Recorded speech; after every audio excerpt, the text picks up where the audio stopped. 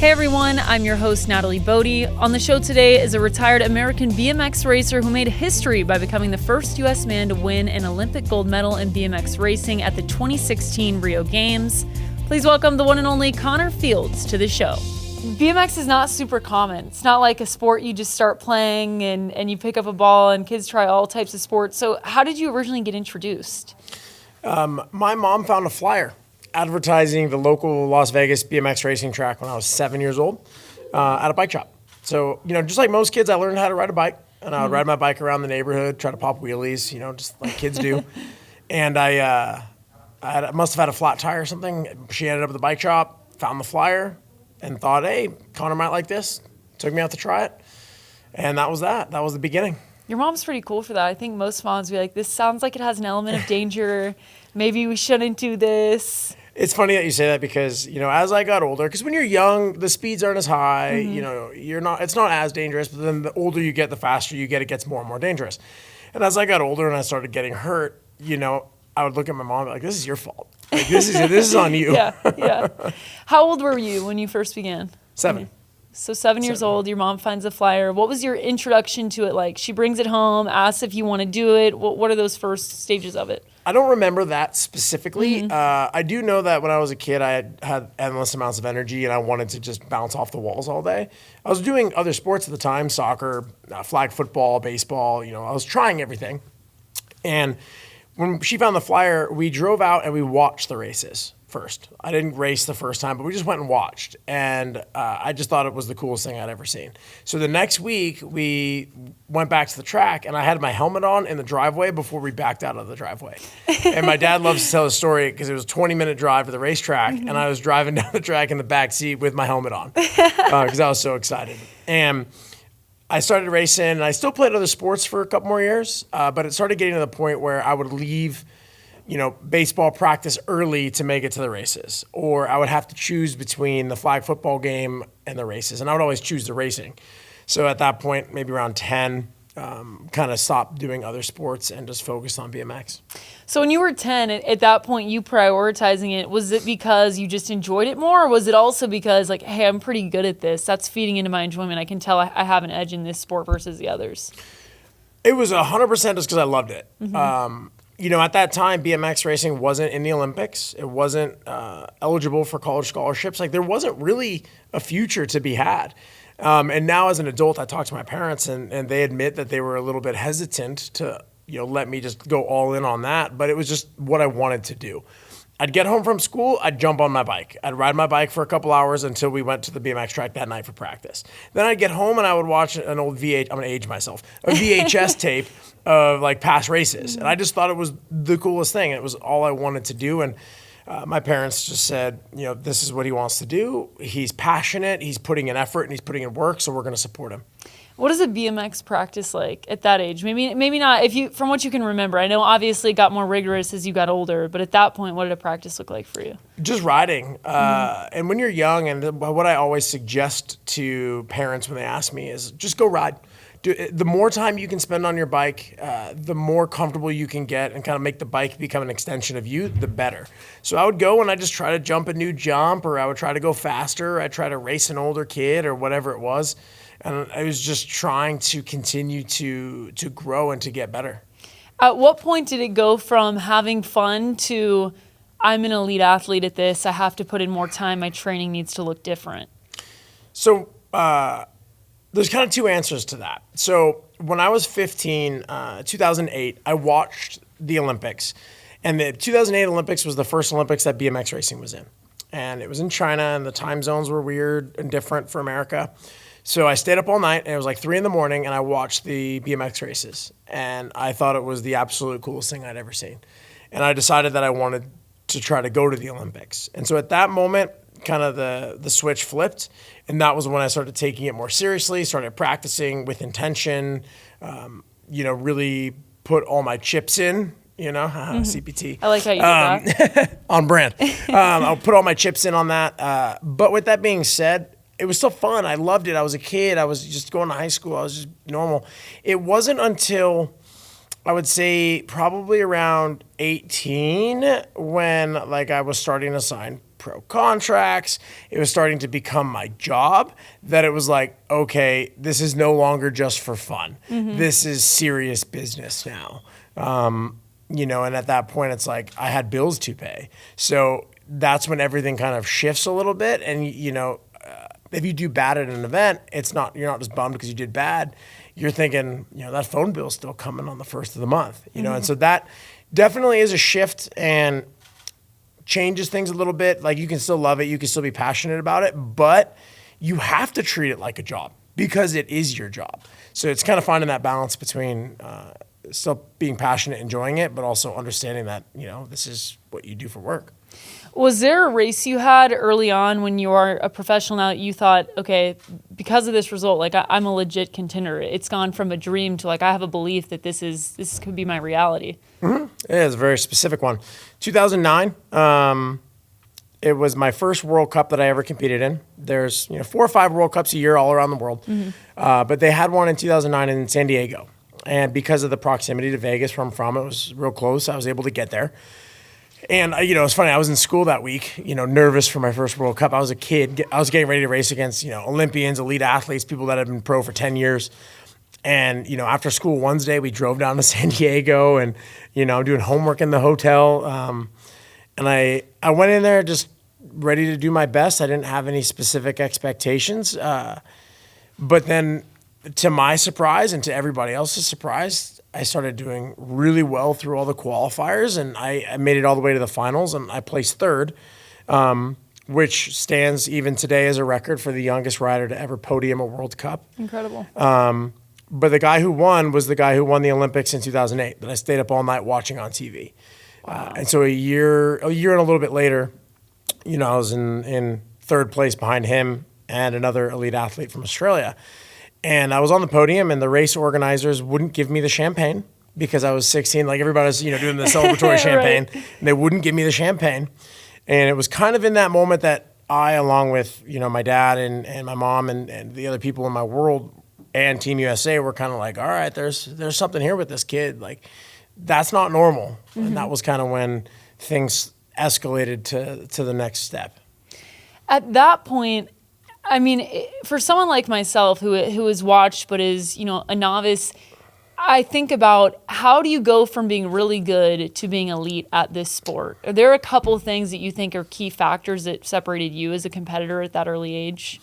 Yeah. So there's a very clear one that separated me, and then there's something I had to work on. The one that separated me was just this skill, I guess. And I kind of advanced. There's always different people throughout time that advance certain skills in any sport and kind of push the envelope, and then everybody catches up. That's kind of the natural progression of sport.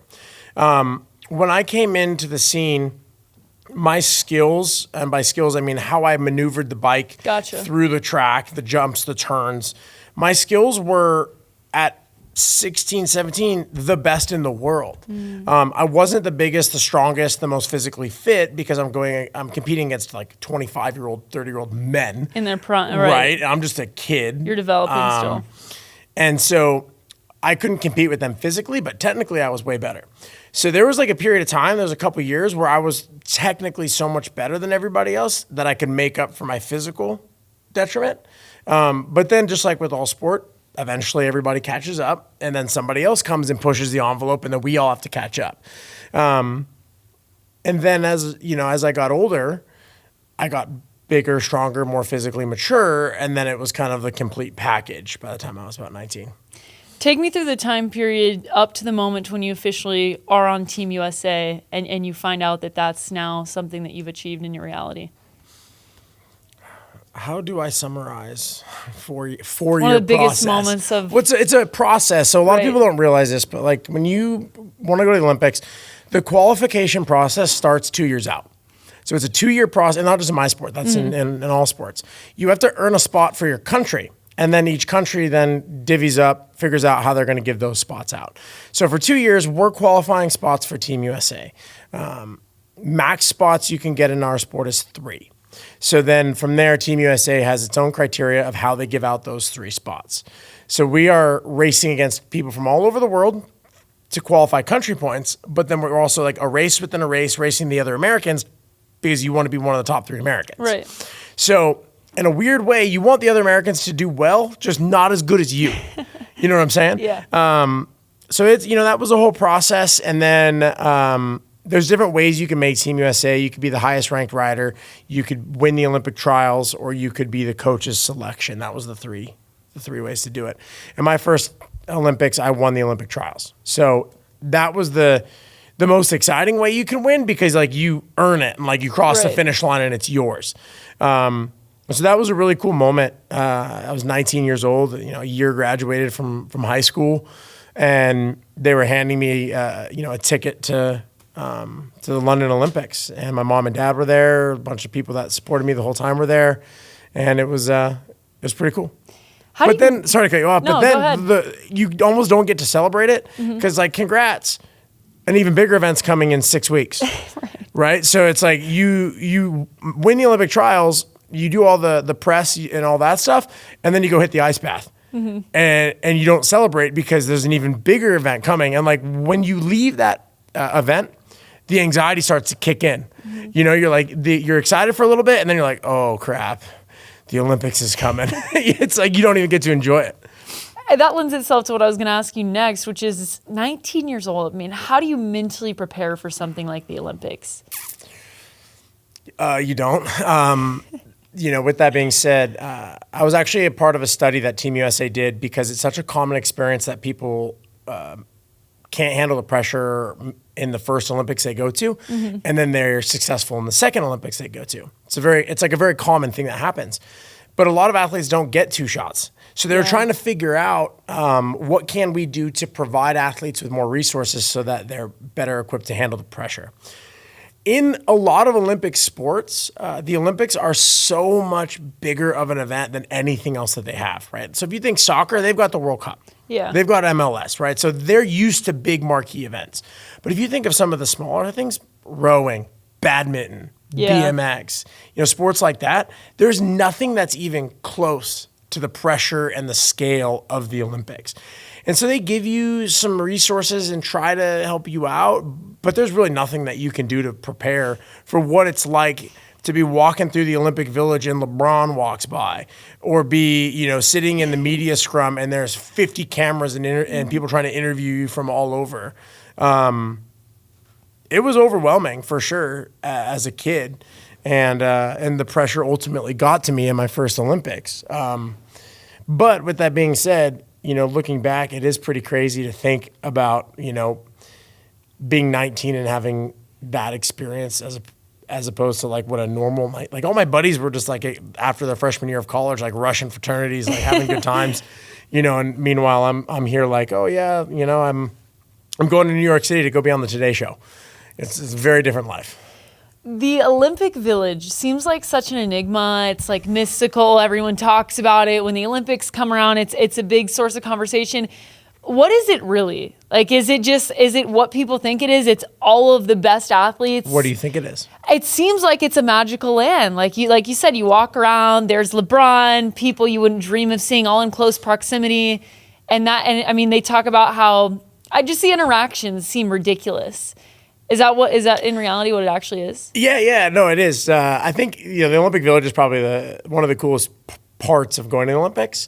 I will stand on business on this one. It is the world's best place to people watch. There's not a better place to people watch, because you have people from all over the world, all shapes and sizes. You've got the little gymnasts who are like 4'0", all the way up to the shot putters who are these just monstrous human beings. And everything in between. Marathon runners, sprinters, basketball players. You've got everything in that one spot. But then it's also cool to see, the different countries' uniforms and colors and all that. And when you're in there, everybody has like a base level of respect for each other, because everybody has a common experience. Everybody there is one of the best in the world at their sport. Everybody there knows what sacrifices were made, how much work has to be done. So everybody's pretty cool to each other there. With that being said, there are, the celebrities within the Olympic Village. Here in America, we know, Simone Biles or Michael Phelps, people like that. But there are other people from other countries who in their country are a celebrity. Yeah. So for them at the Olympic Village, they're getting mobbed by their country right? But Americans are walking by like, who is that? You know? So it's a very unique experience there. And you meet really, really, really cool people and interesting people. And like, I've got friends and connections that I met at the Olympic Village that I'm still in touch with. And it's really cool. And the interactions are wild. And the more social medias come out, it gets even more wild, right? Like everybody knows like Ilona Maher. Love her content. Yeah, she's great. Love her content. But then I think back to London, like I just downloaded Instagram in 2012 when I went to my first Olympics. Like you can scroll the bottom of my Instagram and see like the most grainy photos. And it's like, this is back in the day when Instagram was sunsets and food photos. You use all the original filters. And right. Yeah, that was what vibes. I was posting in London. It wasn't all like content based. And then, you know, to where now it's all content and, you know, people are monetizing their experience to the Olympics. And like that, I witnessed that change from 2012 through my third games in 2021 and even to now. So the 2012 Olympics, kind of a big question, but take me through it. I mean, your first race, how are you handling that mental load? Are you anxious the whole time? Is it nerves and excitement? Well, I guess I'll start by saying, when you go to the Olympics, you know, people will ask, you know, how's the Olympics? And I'll always say it's terrible, right? Like you have knots in your stomach for a week. You have trouble eating for a week. Like you're not going to get any sleep. There's two types of athletes at the games. There's the athletes that making it to the Olympics was their goal. They know they have no shot. Think of a sport like swimming where it's timed and you're in your own lane. Somebody's got to get 30th. Yeah. And they know that their time is nowhere near good enough to get a medal. So they're just happy to be there. I was going to say, it sounds pretty low pressure, pretty fun. When like you're they're in just trying to have a good time in that circumstance. When you're in that circumstance, making the Olympics is your goal. Like, yep, so I'm when in. you make the Olympics, you're almost done and you want to go do your best. Yeah. But those are the ones you see walking around the village, taking selfies, trading pins, having a blast. Like they're loving life. In every sport, there's, you know, 4 to 8 teams or athletes that believe that if they have their best day, they can go home with a medal. And getting 5th place is crushing. And I was always in that category where I was not just going to participate, I was going to try and get a medal. So when you're in that category, it's not fun because you're there for business. Yeah. And basically you get first, second, third, or last. And then you wait 4 years to try again. So in London, I was on fire. I won my qualifiers. I won my heats, my semifinal. I went into the final ranked as the number 1 seed. Vegas odds had me favored. Like everybody thought I was going to win. And for all intents and purposes, I probably should have. But I got into that moment and like, I remember we were sitting in the starting line and they were panning to David Beckham in the crowd. And it all like overwhelmed me in that moment. And not that David Beckham overwhelmed me, but like the whole thing overwhelmed me in Right. that moment. And it was just like, I didn't know what to do. And I just kind of froze. And it wasn't like a huge mistake, but it was just enough. And if you're at the Olympics and you're off by a couple percent, like you're done. And then it's over. And you cross the finish line and you go back to your Team USA area. You change out of your uniform, you put your street clothes back on, and it's done. And you don't get to try again next week, next month, next year. Like that's 4 years that you have to earn another chance to try again, right? And I remember where it hit me was when I was brushing my teeth because that was the first time I looked in the mirror. And I was sitting there that night, you know, in the Olympic dorms, and I started brushing my teeth, and I just started crying because it was like I was so close, and then nothing, and it was just devastating. And it took a long time for me to kind of dig out from that hole, you know. And looking back, I feel 2 ways. Like, sure, yeah, I'm proud. I was 19 years old, and I was the number 1 seed in the Olympic final. Like, that's pretty cool. But with that being said, I also completely blew it. And I shouldn't have just 1 gold medal. I should have more. And so the athlete in me still like kicks myself over that, even to this day. One thing I think about, you know, hearing your story, and then even after I watch the Olympics, for people like track and field sticks out in my mind. I'm like, you have to go home and train for 4 more years. How do you stay motivated? How do you carry the mental burden of, I was this close and it didn't happen, and next time I have to make it happen? Does it just fuel your training? Well, you go through waves. Absolutely. Like there are days where it's easy. There are days where it's hard. It's 4 years worth of days, though. And there's other events that happen, right? Right. There's world championships, Yeah. World Cups. There's things going on, but nothing like the Olympics. And I don't even have like the proper words for like what you're going through in those moments. Like you sit there and you wonder like, okay, am I going to do all this work to get back into that position? Am I going to blow it again? Right? Yeah, because that's the risk. It's a human element. That's the risk. You're putting yourself back into that position, and only you, as the athlete, truly know the sweat equity and how much emotional energy you've put into getting here. It's tough, and you just kind of work focusing on the events that are in front of you, the ones that you have this year, but you always have like one eye on the future, and that's always on the back of your mind is the future. And as you work towards it, the pressure mounts. So the year after the Olympics, pretty mellow. 2014 rolls around. Okay, we're 2 years out. Qualifying starts, right? So then it ramps up. Year before the Olympics really ramps up. Then the Olympic year comes around, and it's just pressure. And I always say, when you're two things that I say. Number one is, I was the best in the world at a sport that nobody cares about except for one day every 4 years. So I've got to think of a calendar, right? You know what day the Olympics is, but that day is not for 4 years. But I have to be ready on that day because that's the only day that really matters, right? If I do good on that day, it changes my life. But if I don't, then I don't want to say I wasted 4 years, but like those 4 years didn't pan out, right? And then with that being said, when you're an Olympic athlete or a professional athlete in any sport, you're never off the job. You're always at work. Every meal, every night's sleep, every time you get body maintenance, everything you do counts. I'm never off. So not to say you don't have fun or not to say you don't have a cheat meal, right? Like you do, but with that idea that you're always on, there's like a little bit of anxiety and pressure that comes around because it's like, if I have dessert, is my comp having dessert? If I go out on Friday night, is that French guy going out on Friday night or is he in bed at 9 p.m.? And like that is the level of intensity that you have to have. And the last thing I'll say is if you want to be the best in the world at something, no matter what it is, you're a little bit crazy. Like the idea of waking up in the morning being like, I want to be the best in the world. Nobody on this planet better than me at this. That's like, you got a few screws loose for sure. So like, are you not having birthday cake from 2012 to 2016? Like, is it on that level for you? No, I had fun. Like I would do that, but it was always strategic. It was, I don't have an event for 6 weeks. This is the week where I can relax a little bit. Or, it's the end of the season. I have 2 weeks of recovery before I start off-season training. This is my time to go on vacation and relax. But when you're in season and when there's events coming up, I'm at birthday parties not having cake. Yeah. Or, I have friends who I'm at their wedding and I'm not drinking. It's a dry wedding for you. Right. Yeah. And so, like, there are plenty of stories like that. And it's funny, like,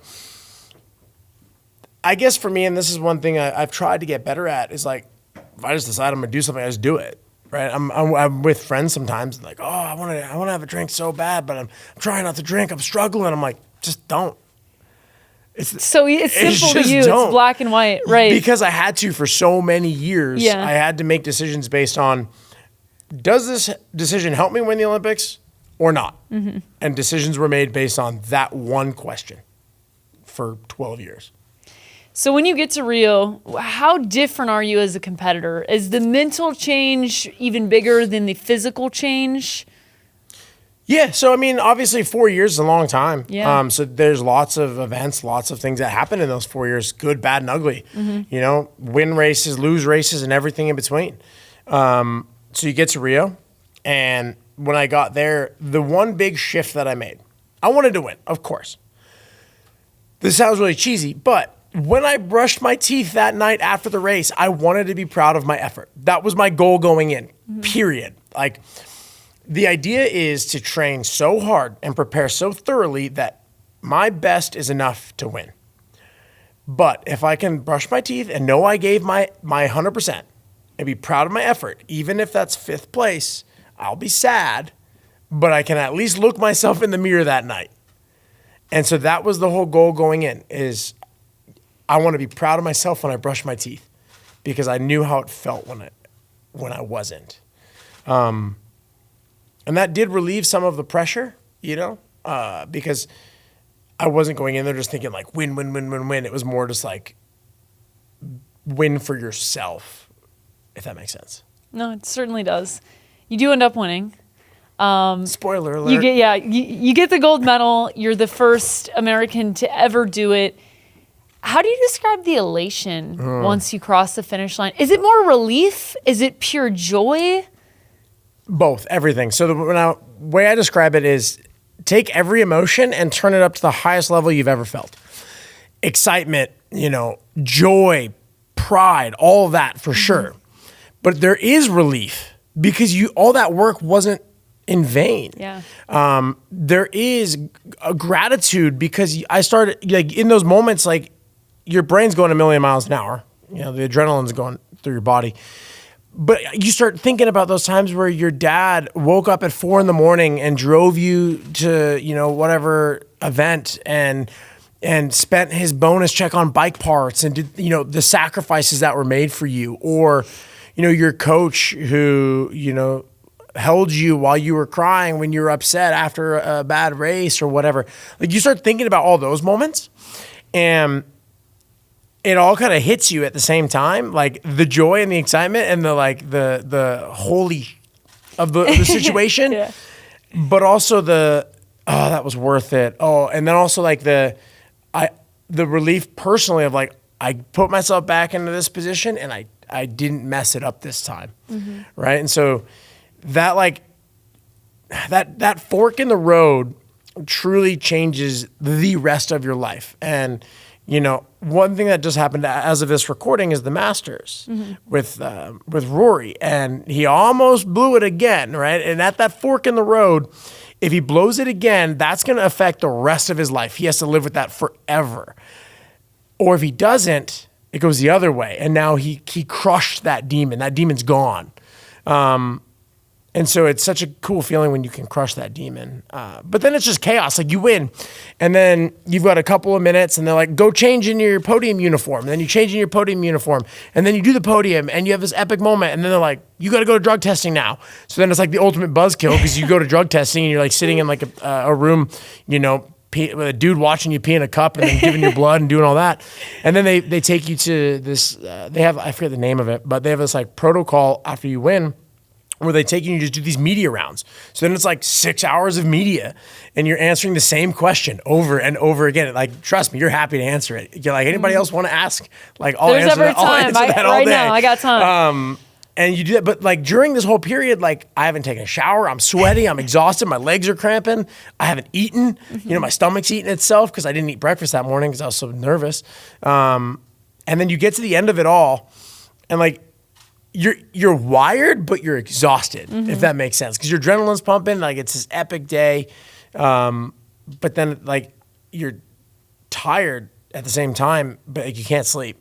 So I ended up going out that night. I didn't drink because I wanted to stay sober and I wanted to like feel everything. And I also knew I was going to go home. I live in Vegas. I'm like, no party's going to be I can party there. No party's going to be better than when I get home. Yeah. And I remember I walked back into the Olympic Village that night at like 4 a.m. Sun was coming up in Brazil. And I laid down in bed and it was just like, holy, that just happened. Like that was epic. That's when it hit for you, was when you had a chance to like lay down and take it in and be like, I'm actually an Olympic gold medalist. I will say it probably took 6 months for it to like fully sink in. And even till this day, like there are times when occasionally I'll be like, damn, that was pretty cool. Like it never goes away. Yeah. And it was like kind of no different than the brushing the teeth. Like I brushed my teeth that night, right? But I wore my gold medal when I did it, and like that, because that was the whole goal. It was like, I just want to feel good when I brush my teeth. Would you visualize that moment? I know it sounds small, but like I could see as an athlete, if you use visualization, of course you might use a race, but then that was a pivotal moment for you when you were looking yourself in the mirror the first time and you didn't succeed the way you wanted to. So did you use it in the reverse too? I didn't. I visualize a lot, but not that particular thing. I would visualize more just like hearing my name called, stepping Yeah. onto the podium, like that was what I visualized. So when you get home from the Olympics, I mean, how much does your life change after winning a gold medal once you're away from it all? It was pretty crazy for a little while, but I mean, like I said, there's no better city to come home to than Las Vegas. Like it was epic. We had some good times. But then, once all the dust settles and a few months goes by, it's one of those scenarios of like, all right, well, what do you do now? Yeah. Because it's over. And pros and cons of being from the United States. I was one of 102 total medals in Rio. 40 of them were gold. I think Simone won 5, right? So I'm just a guy. Whereas the girl who won in Rio, her name is Mariana. She's from Colombia. She won in London and in Rio. She was Colombia's first ever gold medal. She has millions of Instagram followers. She knows the president, friends with Shakira. She can't leave home without private security. She's set for life in Colombia. I'm home. I'm just going to Starbucks and they're messing up my order. You know what I mean? Like it's nothing too crazy. Like I got recognized a little bit, made some great connections, and people will always take my call, which is great. Everybody, Olympic gold medalist wants to talk to you. Like, okay, like, that I have that, but I'm just a normal dude. Like I just walk around town. I'm just a normal guy. How soon after winning a gold medal did you stop appreciating it and start thinking about chasing the next one? Right away, like in a weird way, but that's part of what makes elite athletes elite is it's never enough. You get home and you're like, that was so epic. I have to do that again. That is like I was saying earlier, like that craziness of being the 1% of 1%. It's like, it's never enough. You need more. And I mean, Michael Phelps woke up and said, I want 25 gold medals. You know what I mean? Like he won 7 in Beijing. He was on gold medal number 7, and he woke up that next day and said, I want number 8. And so, I have that same mentality. Like I got home and I was like, I'm back to back. I mean, we were partying, listening to the song back to back because we were already planning on doing it again. So yeah, right away. Do you think it brought you more pressure or more freedom when you eventually got to Tokyo, the fact that you'd already won 1 gold medal? Freedom, because I wanted to do it again, but I looked at it as like, I will be an Olympic champion forever. I already have a gold medal. I just now have an opportunity to do it again. And so going into it, I didn't feel like I had to defend anything, right? And I always say, like, when I'm doing my keynote presentations, like, nobody's breaking into my house to steal my gold medal. I'm not defending it. Like, I'm an Olympic gold medalist forever. Mm-hmm. I have the opportunity to win another one. That's wonderful. That's amazing. I have the blueprint. I've done it. I know exactly what to do. It's just got to follow the blueprint. So I didn't really feel added pressure. If anything, I felt less because I was like, I've done this before. I know how to do this. I also messed it up before, so I knew what not to do. Mm-hmm. I had both. So you took me through race day in 2012, 2016. What about race day in Tokyo? I don't really remember much. So racing was over 2 days. The first day was quarterfinals. I won my quarterfinals. I was on pace, went into the second day as the number 1 seed. Everything was, on track to have a shot to repeat again. And then in the third of the 3 semifinals, I collided with a French rider and I suffered a traumatic brain injury. I also broke ribs, collapsed a lung, tore my bicep, all sorts of other stuff. But the traumatic brain injury was the big one. Immediately was put into a coma. I had 4 brain bleeds, and the initial concern was if I would survive. 5 days later, I woke up in a hospital in Tokyo with no idea how I got there, no idea what was going on. And because it was COVID, I was alone. It was only the Japanese in the hospital, so nobody could tell me. So my phone is next to me on the nightstand in the hospital. And I open my phone, and it's like, hundreds and hundreds of messages from everybody I've ever met because it happened on live TV. Mm-hmm. And then every major news media outlet that exists is doing articles on this Olympic guy who might die. So I'm like piecing together what happened by reading BBC and ABC and NBC and Fox. And I'm reading all this stuff, like putting it all together like, whoa, right? And then I look down, I'm covered in bandages, all this. And so, yeah, I have no memory of the competition day in Tokyo, and I have no memory of what was my final event that I ever competed in. How close were you to never walking again or not even surviving that event? There was some moments where it was pretty touch and go. They were on standby in the surgery room I forget the name of it, but where they cut a piece of your skull out to relieve pressure. I had a breathing tube down my throat. And the more it's funny, even now, like years later, like I still hear bits and pieces and like stories, from the people that were there. It was pretty touch and go. I don't know if it was the situation of like not walking because it wasn't a broken neck, but it was more like if my brain was going to be okay or if I was going to be like brain damaged was more the concern. First, it was if I was going to live. And then once they were confident that I would survive, it was, in what state is he going to be when he comes to? Could the doctors communicate with you at all? Did they speak English and like were they able to convey things to you? So Team USA brings a team of doctors there. They bring specialists in every area. I don't know exactly how many, but they have like an ortho, they have a neuro, they have an internist. They've got doctors.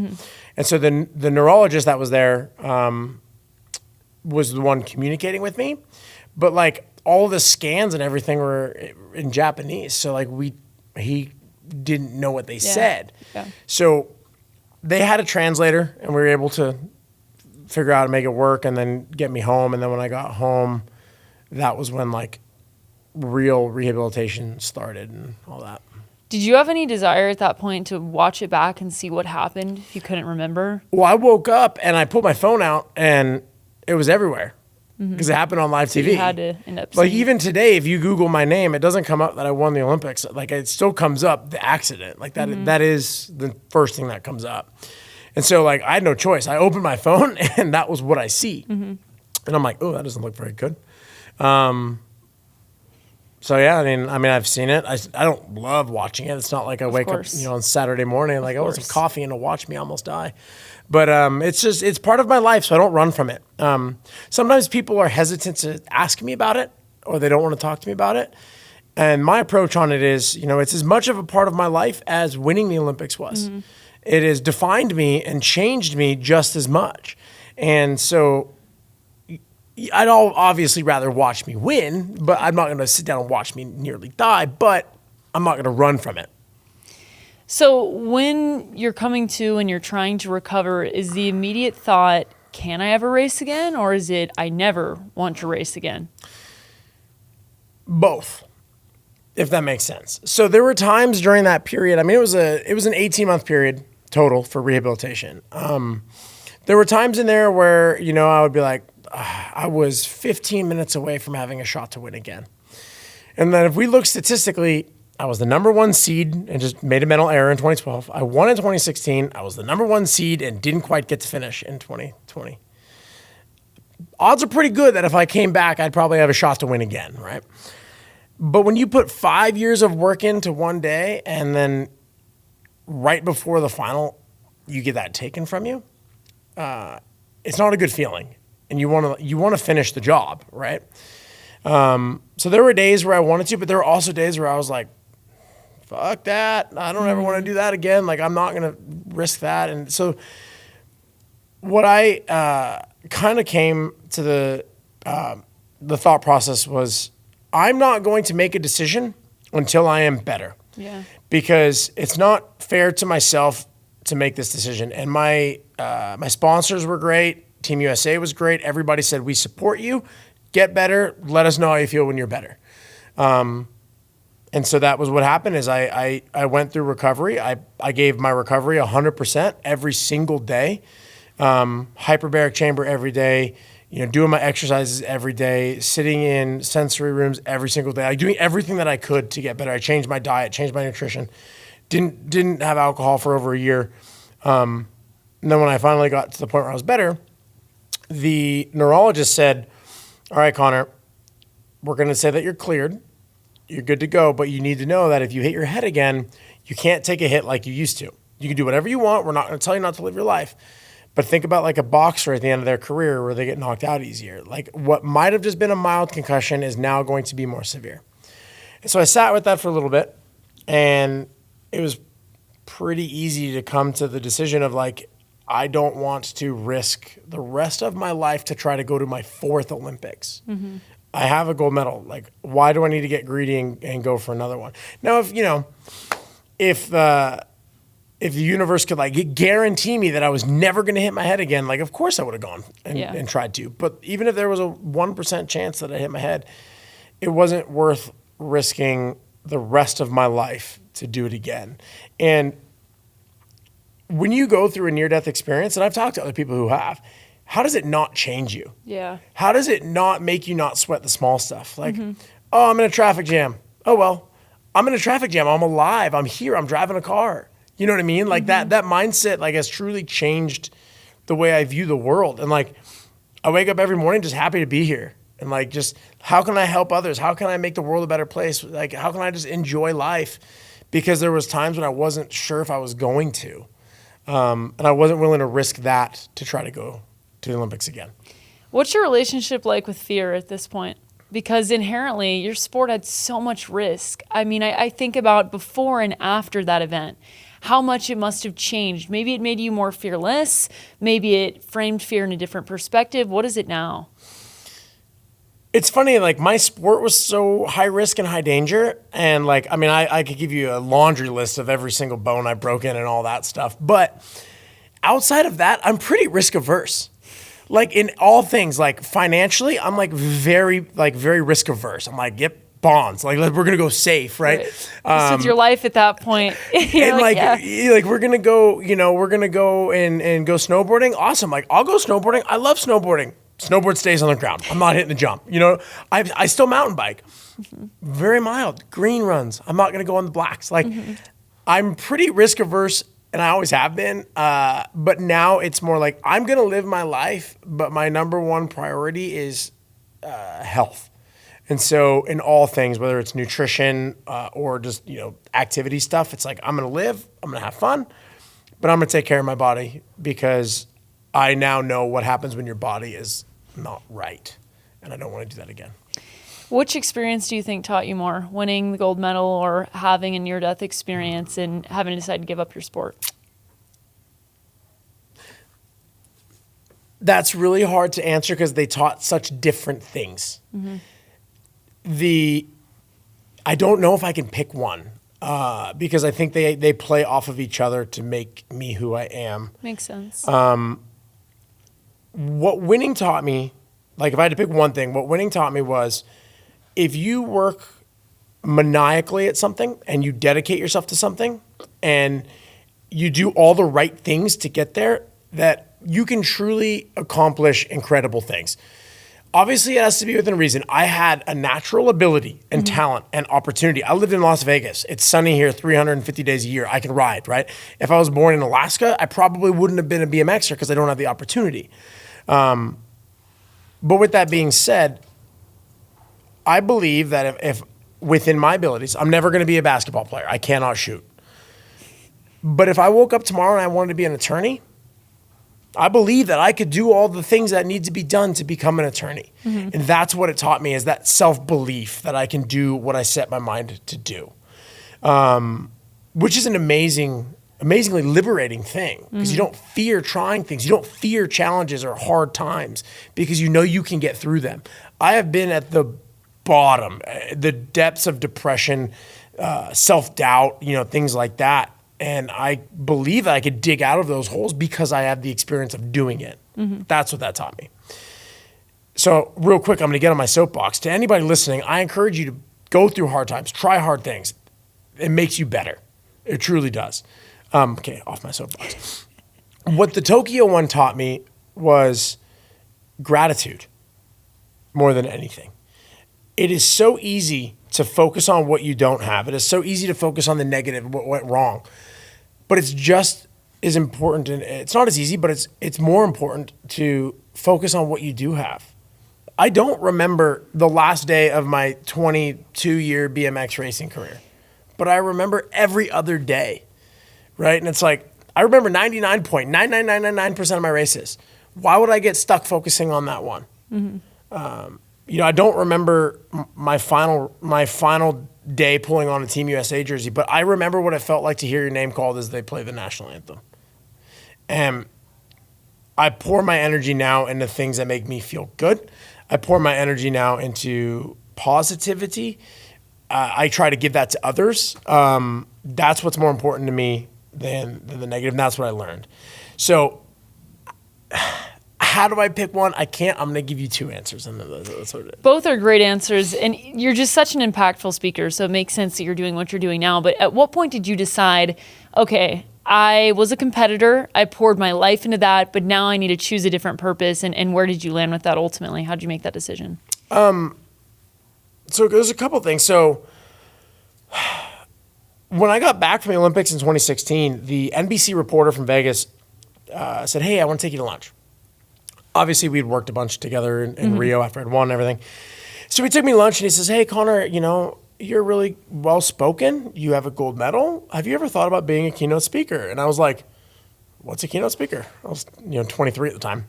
And he goes, oh, well, companies will hire you to come in and speak to their teams and inspire them, motivate them, and it's great. And I go, hang on a second. I don't have to risk my life to earn a living? So that was kind of what got me started, and I started doing a little bit with the plan of doing more of it when I retired. But obviously then what happened, and so my whole thing changed. My whole experience changed, and what I can pass on to others changed. And so the first act of my life was all about me. I was an individual athlete in an individual sport trying to be the greatest. I had to inherently be very selfish. Sorry to any of my friends or old girlfriends listening. I was really selfish. I'm sorry, and I know it. But you don't get to that level without being selfish. Act 2 in my life is about giving to others because it fulfills you and it fills my cup now in ways that I've never had it filled before. So whether that's through keynote speaking, whether that's through teaching BMX classes to kids, I now am the TV reporter for the USA BMX Pro Series. So cool. Doing the commentating and the interviews to all the athletes. And now I make them the heroes. And I put them on the platform to where they can inspire. And my whole life now is about giving to others. And it's such a different act now. I guess Act 2 is so different than Act 1. But it's fulfilling. And both are fulfilling. There's something fulfilling about saying I want to be the best in the world and then becoming the best in the world. That's fulfilling. But there's also something fulfilling when you get a message and someone says, hey, your presentation today changed my outlook. You changed my life. Thank you so much. Or a young athlete saying, you helped me jump this jump for the first time. That was amazing. Or a mom saying, hey, my kid came to your class and he's told me it's the best class he's ever been to. He had so much fun and he's inspired to ride again. Those are such amazing feelings to get those now. It's incredible. If anybody wants to follow along or if they want to hire you, where can they find you? Where can they reach out to you to support? Yeah. My website is connorfields.com, just like my name. And then all my social media is connorfields11. And I try to answer every single message or email or anything that I get. So feel free to reach out. You have an incredible story. Thank you so much for sharing it with us, Connor. Appreciate it. Thank you.